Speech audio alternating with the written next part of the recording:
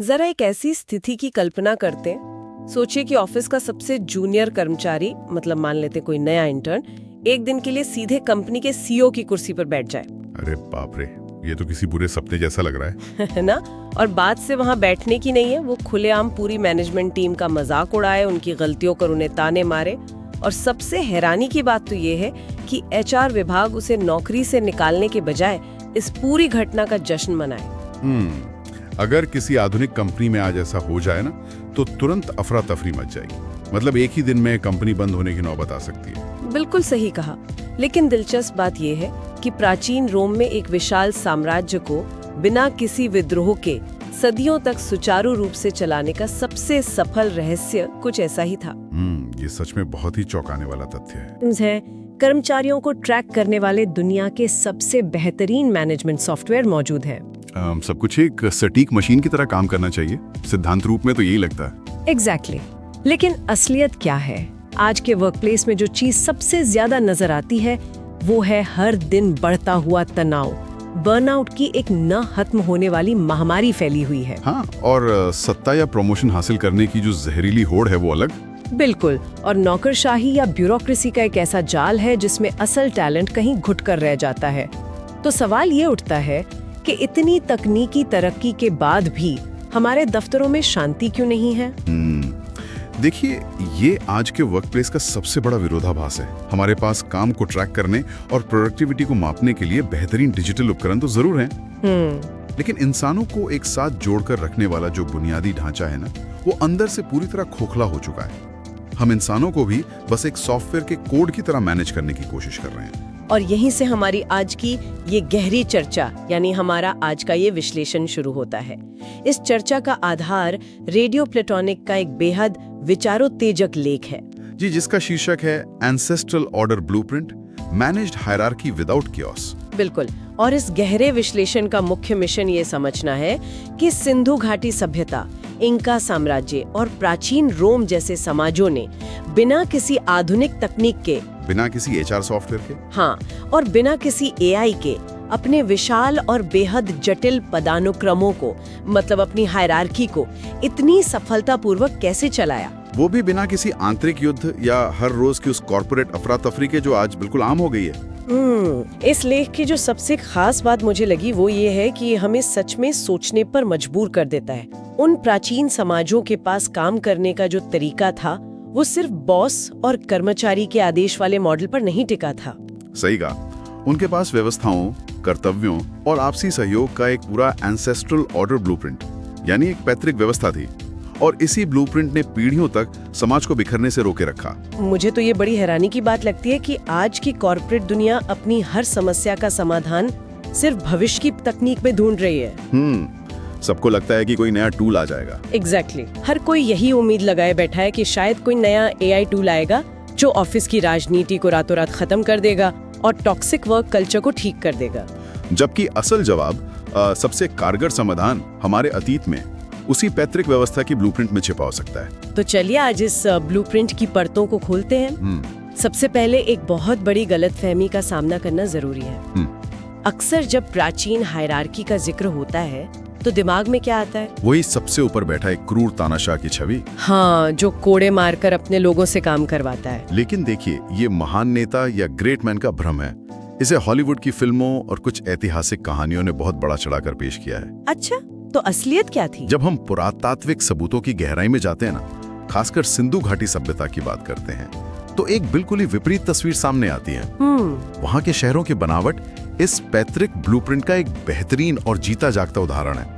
वहाँ खुदाई में गॉड किंग्स या भगवान की तरह पूजे जाने वाले राजाओं के भव्य और विशाल महल मिले ही नहीं है। ये तो बहुत दिलचस्प है। अगर वहाँ कोई डराने वाला राजा नहीं था जो ऊपर बैठकर आदेश देता हो, तो फिर इतनी बड़ी सभ्यता की व्यवस्था चलती कैसे थी? बिना किसी डर के लोग अनुशासित होकर काम क्यों करते थे? इसका जवाब इस बात में छिपा है कि उस समाज में जो रुतबा या स्टेटस था वो अहंकार या दिखावे पर आधारित नहीं था। वहाँ रुतबा पूरी तरह से फंक्शनल यानी कार्यात्मक था। मतलब काम के आधार पर? बिल्कुल।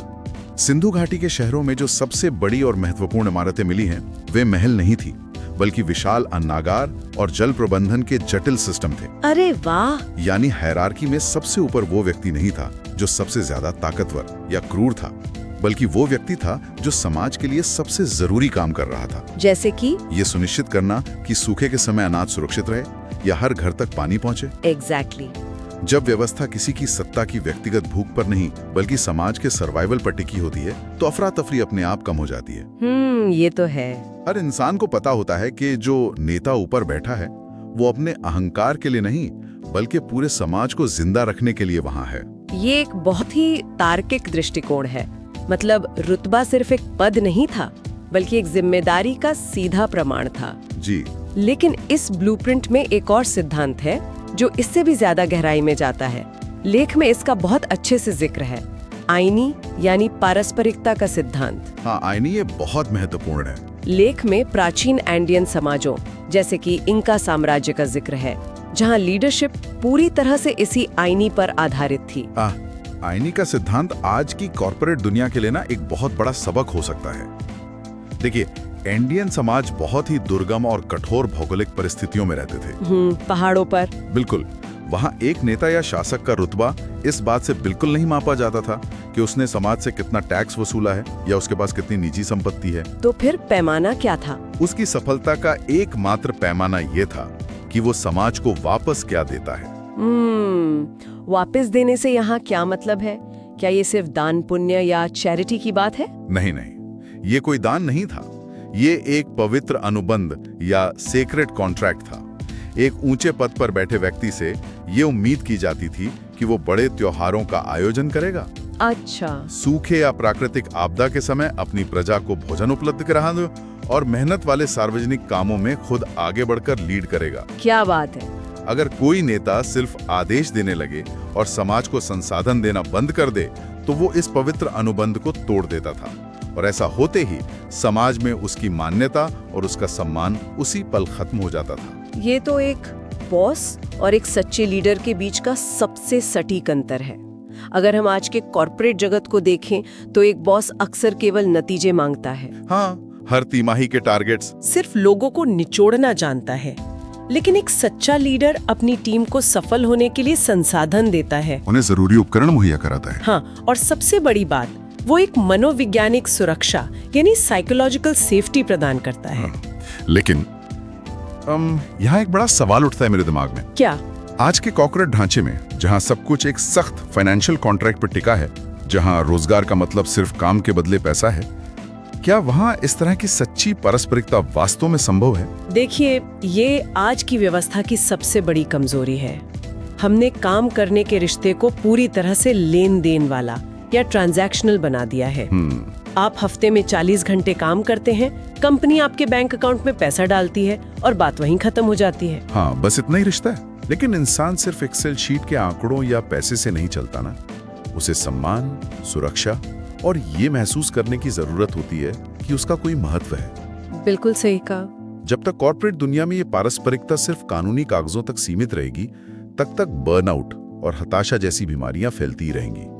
प्राचीन समाजों ने इस गहरी बात को समझ लिया था कि नेतृत्व एक सामाजिक जिम्मेदारी है, सिर्फ एक आर्थिक लेन देन नहीं।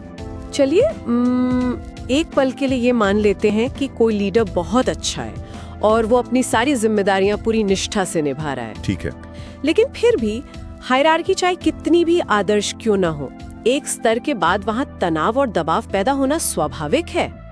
जहाँ सत्ता का बंटवारा होगा वहाँ शिकायतें तो होंगी ही। बिल्कुल होंगी। और जो लोग पिरामिड में सबसे नीचे हैं, उनके अंदर कुछ तो गुस्सा पनपेगा। तो वे प्राचीन समाज इस पनपते हुए तनाव को एक भयानक विद्रोह में बदलने से कैसे रोकते थे? इसके लिए ना उनके पास एक बेहद मनोवैज्ञानिक और शानदार तरीका था, जिसे लेख में वर्कप्लेस की हताशा को निकालने का सेफ्टी वॉल्व कहा गया है। Safety valve? हाँ, वे समाज इस कड़वे सच को जानते थे कि सत्ता का ढांचा, चाहे वो कितना भी न्यायपूर्ण क्यों ना हो, निचले स्तर पर तनाव पैदा करेगा ही। बिल्कुल। इसलिए उन्होंने अनुष्ठानात्मक संघर्ष या रिचुअलाइज्ड कॉन्फ्लिक्ट का रास्ता निकाला। ओहो, यहीं पर उस प्राचीन रोम के सैटर्निलिया त्योहार का उदाहरण आता है, जिसकी चर्चा हमने बिल्कुल शुरुआत में की थी। हाँ, वही सैटर्निलिया, जहाँ साल के कुछ खास दिनों के लिए सामाजिक भूमिकाएं पूरी तरह से उलट दी जाती थीं। बिल्कुल। सैटर्नेलिया के दौरान रोम में जो दासों और मालिकों का रिश्ता था वो पलट जाता था। मतलब दास मालिक बन जाते थे? एक तरह से हाँ। दासों को अपने मालिकों की मेज पर बैठकर दावत खाने का अधिकार होता था और मालिक उन्हें खाना परोसते थे। अरे वाह। इतना ही नहीं, निचले स्तर के लोगों को अपनी सारी दबी हुई शिकायतें खुलकर कहने, अपने मालिकों के मुंह पर उनका मजाक उड़ाने और उन्हें खरी खोटी सुनाने की पूरी आजादी थी। और इसके लिए कोई सजा नहीं? बिल्कुल नहीं। इस सब के लिए उन्हें कोई सजा नहीं मिलती थी। ये सच में चौंकाने वाला है। आज के नजरिए से देखें तो ये बहुत हास्यास्पद लगता है। आज हम इस सेफ्टी वॉल्व की जगह क्या इस्तेमाल करते हैं कॉर्पोरेट में? क्या? परफॉर्मेंस रिव्यू या HR की 1-on-1 बैठकें, जो अक्सर बहुत ही यांत्रिक, डराने वाली और बनावटी होती हैं। यही विडंबना है। जरा सोचिए, प्राचीन रोम के एक दास के पास साल में एक बार ही सही, लेकिन इतनी साइकोलॉजिकल सेफ्टी होती थी कि वो बिना किसी डर के अपने मालिक को उसकी गलतियां बता सके। और आज 2026 के एक आधुनिक कॉर्पोरेट ऑफिस में एक मिड लेवल मैनेजर के पास इतनी हिम्मत नहीं होती कि वो परफॉर्मेंस रिव्यू में अपने बॉस को सच्ची बात कह सके, क्योंकि उसे अपनी नौकरी जाने का डर होता है। एग्जैक्टली। आधुनिक HR के तरीके अंदर की भड़ास को निकालने का मौका नहीं देते, बल्कि उसे और दबा देते हैं। और इसी दबे हुए गुस्से का नतीजा है वो सब जो हम आज देखते हैं, जिसे क्वाइट क्विटिंग कहा जाता है। हाँ, जहाँ लोग सिर्फ उतना ही काम करते हैं जिससे उन्हें निकाला ना जाए। बिल्कुल। या फिर वो भयंकर ऑफिस पॉलिटिक्स जो अंदर ही अंदर कंपनी को खोखला कर देती है। सैटर्नालिया जैसे प्राचीन तरीकों ने लोगों की इंसानियत को पहचाना था। जब किसी व्यक्ति को ये महसूस होता है कि उसकी बात सुनी जा रही है और वो बिना किसी डर के अपना गुस्सा निकाल सकता है, तो व्यवस्था के प्रति उसका विरोध काफी हद तक शांत हो जाता है। तो अब कॉर्पोरेट दुनिया के सामने असली चुनौती ये है कि आधुनिक ऑफिस में बिना किसी नियम को तोड़े और बिना पूरी व्यवस्था में अराजकता फैलाए एक ऐसा सुरक्षित और सच्चा सेफ्टी वॉल्व कैसे बनाया जाए। सही कहा। लेकिन देखिए, तनाव को कम कर देना ही काफी नहीं है। अगला सबसे महत्वपूर्ण सवाल ये है कि एक ऐसी स्थिर व्यवस्था कैसे बनाई जाए जहां हर व्यक्ति को अपनी जगह पता हो। अगर सब कुछ स्पष्ट नहीं होगा तो लोग अपनी महत्वाकांक्षाओं के कारण आपस में ही टकराने लगेंगे। इस समस्या का समाधान संरचना और भूमिकाओं की स्पष्टता यानी रोल क्लैरिटी में है। और इसके लिए प्राचीन समाजों ने वास्तुकला या आर्किटेक्चर का बहुत ही अनोखा इस्तेमाल किया। आर्किटेक्चर का? हाँ। लेख में मेसोपोटामिया के जिगुराट और मिस्र के पिरामिडों का गहराई से विश्लेषण किया गया है। जब भी हम पिरामिडों या इन विशाल इमारतों के बारे में पढ़ते हैं तो हमें लगता है कि वो सिर्फ आम जनता को डराने या किसी राजा की असीमित ताकत का दिखावा करने के लिए बनाए गए थे। वो कहानी का सिर्फ एक छोटा हिस्सा है। उनका असली और सबसे बड़ा मकसद डराना नहीं था, बल्कि पूरे समाज को एक दिशा दिखाना और व्यवस्थित करना था। वो कैसे? अच्छा, इसे इस तरह से समझिए, जिगुराट सिर्फ एक मंदिर नहीं था, वो उस शहर का आर्थिक और प्रशासनिक केंद्र था। वहीं पर अनाज का भंडारण होता था, वहीं से व्यापार चलता था। अच्छा। जब कोई आम नागरिक अपने हिस्से का अनाज लेकर जिगुराट की सीढ़ियां चढ़ता था ना, तो वो सिर्फ एक इमारत को नहीं देख रहा होता था, वो उस पूरी सामाजिक और आर्थिक व्यवस्था के एक 3D मॉडल को देख रहा होता था। क्या बात है, मतलब एक जीता जागता मैप। हाँ, उसे भौतिक रूप से अपनी भूमिका, अपनी कॉस्मिक प्लेस का एहसास होता था।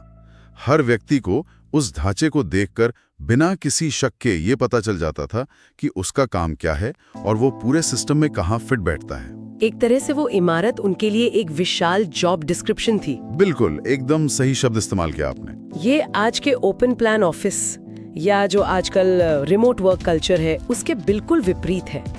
आज के समय में कर्मचारियों के भारी तनाव का एक बहुत बड़ा कारण स्पष्ट जॉब डिस्क्रिप्शन की कमी ही है। एक फेसलेस और धुंधली व्यवस्था में किसी को पता ही नहीं होता कि असल में उसकी जिम्मेदारी क्या है या उससे किस चीज की उम्मीद की जा रही है। सब कुछ हवा में होता है। सही बात है। और देखिए, भूमिका की स्पष्टता के साथ साथ एक और चीज है जो किसी भी हायरार्की को मजबूत बनाती है, और वो है योग्यता या मेरिटोक्रेसी। मेरिटोक्रेसी। लेख में मंगोल साम्राज्य और चंगेज खान का एक बहुत ही दिलचस्प उदाहरण दिया गया है। रुकिए, चंगेज खान इतिहास के सबसे क्रूर और खूंखार शासकों में से एक। हाँ। क्या हम वाकई ये कह रहे हैं कि आधुनिक मैनेजमेंट और HR को मंगोल साम्राज्य के एक क्रूर हमलावर से सीख लेनी चाहिए? ये तो थोड़ा अजीब लग रहा है। मैं समझ सकता हूँ, ये सवाल उठना लाजमी है। चंगेज खान के बाहरी युद्ध और हमले निसंदेह क्रूर थे, लेकिन यहाँ हम उसके साम्राज्य के आंतरिक प्रबंधन की बात कर रहे हैं। अच्छा, इंटरनल मैनेजमेंट। जी, उसके यासा यानी कानून की संहिता ने एक अभूतपूर्व व्यवस्था कायम की थी। चंगेज खान ने अपने समाज में जन्म, जाति या राजघराने से होने के आधार पर सेना के पद नहीं बांटे। उसने भाई भतीजावाद या नेपोटिज्म को पूरी तरह खत्म कर दिया था। उसके साम्राज्य में एक मामूली चरवाहा भी युद्ध के मैदान में अपने प्रदर्शन, वफादारी और रणनीतिक समझ के आधार पर एक महान सेनापति बन सकता था। तो मतलब सिर्फ टैलेंट बोलता था। एग्जैक्टली। जब किसी व्यवस्था में अयोग्य लोग सिर्फ अपनी पारिवारिक पहचान या चापलूसी के बल पर ऊंचे पदों पर बैठ जाते हैं तो पूरी व्यवस्था अंदर से सड़ने लगती है। यानी प्रतिभा और काबिलियत को सबसे ऊपर रखना। लेकिन इसमें एक समस्या है। क्या? काबिल और बेहद महत्वाकांक्षी लोग तो हर जगह होते हैं और अक्सर यही अत्यधिक महत्वाकांक्षा किसी भी ढांचे के अंदर सबसे ज्यादा टकराव पैदा करती है। यही कारण है कि प्राचीन समाजों ने इन अत्यधिक महत्वाकांक्षी आउटलायर्स को मैनेज करने का एक बहुत ही चतुर तरीका निकाला। वो क्या था? उन्होंने ऐसे लोगों को व्यवस्था के अंदर एक दूसरे से लड़ने के लिए नहीं छोड़ा। उन्होंने इस प्रचंड ऊर्जा और महत्वाकांक्षा को एक दिशा दी और उसे बाहर की तरफ मोड़ दिया। बाहर की तरफ मतलब कैसे? जैसे बाहरी विजय अभियान, नए व्यापारिक रास्तों की खोज या किसी विशेष कला और वास्तुकला में महारत हासिल करना। ये एक बहुत ही शानदार विश्लेषण है। अगर हम आज की कॉर्पोरेट दुनिया को देखें ना, तो वहाँ इसका बिल्कुल उल्टा हो रहा है। हाँ, बिल्कुल उल्टा। आज की कंपनियों में लोग एक अकेले वाइस प्रेसिडेंट या डायरेक्टर के पद के लिए एक दूसरे को नीचा दिखाते हैं, अंदरूनी राजनीति करते हैं और जानकारी छुपाते हैं। ये तो वैसा ही हुआ जैसे हमने महत्वाकांक्षा को अपनी ही कंपनी के खिलाफ एक हथियार बना दिया है। ऊर्जा अंदर ही अंदर लड़कर खुद को नष्ट कर रही है। सही कहा। जबकि प्राचीन लोग इस ऊर्जा का इस्तेमाल अपने समाज की सीमाओं का विस्तार करने और नई चीजें खोजने में करते थे। और ये सब इसलिए मुमकिन हो पाता था क्योंकि उन समाजों में एक ऐसी कड़ी थी जो सबको बांध कर रखती थी। साझा उद्देश्य और एक साझा कहानी।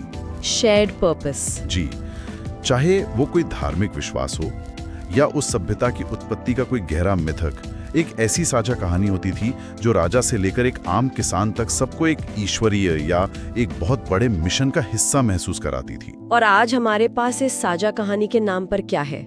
कंपनियों के मिशन स्टेटमेंट, जो अक्सर किसी कॉर्पोरेट वेबसाइट के सबसे नीचे वाले कोने में लिखे होते हैं। हाँ, जैसे हम दुनिया को एक बेहतर जगह बनाना चाहते हैं या हम ग्राहकों को सर्वश्रेष्ठ अनुभव देते हैं। बिल्कुल। लेकिन अगर सच कहा जाए तो कोई भी कर्मचारी उन बातों पर दिल से विश्वास नहीं करता। वो शब्द सिर्फ मार्केटिंग का हिस्सा लगते हैं, अंदर से खोखले लगते हैं। और जब ये साझा उद्देश्य खोखला हो जाता है ना, तो लोग किसी बड़े लक्ष्य के लिए नहीं बल्कि सिर्फ अपने व्यक्तिगत स्वार्थ और साल के अंत में मिलने वाले बोनस के लिए काम करने लगते हैं। ये तो आजकल का कड़वा सच है। इसके अलावा उस पैतृक व्यवस्था में निर्णय लेने की प्रक्रिया भी आज से बहुत अलग थी। हम अक्सर सोचते हैं कि प्राचीन समाजों में राजा अकेले ही सारे फैसले लेते थे, तानाशाही की तरह। लेकिन लेख में आदिवासी या जनजातीय परिषदों की अहमियत पर बहुत जोर दिया गया है, जिसे आधुनिक भाषा में फ्लैट बट डीप संरचना कहा जाता है। राइट, बिल्कुल।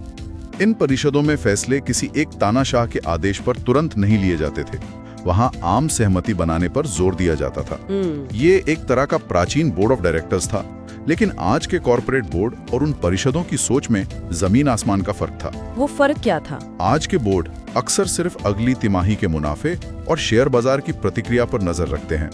उनका दायरा बहुत सीमित और अल्पकालिक होता है। हाँ, बस अगले 3 महीने का विजन। इसके विपरीत प्राचीन परिषदें अल्पकालिक मुनाफे के बजाय समाज के लंबे समय तक टिके रहने और आने वाली पीढ़ियों के स्वास्थ्य पर ध्यान केंद्रित करती थीं। और यहीं से जन्म होता है धीमे बदलाव की बुद्धिमत्ता का। Wisdom of slow. ये तो आज के बिल्कुल उलट है। आज तो हर जगह बस डिसरप्शन का शोर है। सिलिकॉन वैली का मंत्र ही यही है कि तेजी से बढ़ो और चीजों को तोड़ो। लेकिन देखिए, चीजों को बार बार तोड़ने से स्थिरता नहीं आती। प्राचीन व्यवस्थाएं हर कुछ महीनों में अपनी पूरी संरचना नहीं बदलती थी। बिल्कुल। वे पीढ़ियों के साथ धीरे धीरे और सोच समझकर विकसित होती थी। आज के तेज गति वाला बदलाव और हर साल होने वाला नया डिसरप्शन अक्सर कर्मचारियों में असुरक्षा और अफरा तफरी को जन्म देता है। धीमी गति से ही संस्थागत ज्ञान बढ़ता है और सामाजिक बंधन इतने गहरे होते हैं कि वे किसी भी संकट को झेल सकें। अगर इस पूरी गहरी चर्चा को एक जगह समेटा जाए तो एक बात बिल्कुल शीशे की तरह साफ होकर उभरती है। वे प्राचीन समाज इंसानों को केवल रिसोर्स या उत्पादन के पुर्जे नहीं मानते थे। सही बात है। वे पूरे समाज को एक जीवित जीव या लिविंग ऑर्गेनिज्म की तरह देखते थे, जिसका हर हिस्सा, हर इंसान एक दूसरे के साथ गहराई से जुड़ा हुआ है। और शायद यही एंसेस्ट्रल ऑर्डर ब्लूप्रिंट का सबसे बड़ा और सबसे महत्वपूर्ण सबक है।